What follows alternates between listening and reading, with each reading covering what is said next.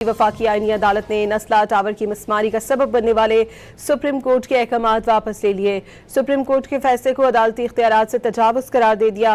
वफाकी आईनी अदालत ने कराची गैर कानूनी तामीरात केस का 10 सफ़ात का तहरीरी फैसला जारी कर दिया। अदालत ने करार दिया कि सुप्रीम कोर्ट के सामने लियारी की एक गैर कानूनी तामीर शुदा इमारत की अपील ज़ेर समाअत थी, लेकिन सुप्रीम कोर्ट ने एक बिल्डिंग का केस पहले पूरे लियारी और फिर कराची शहर तक फैला दिया।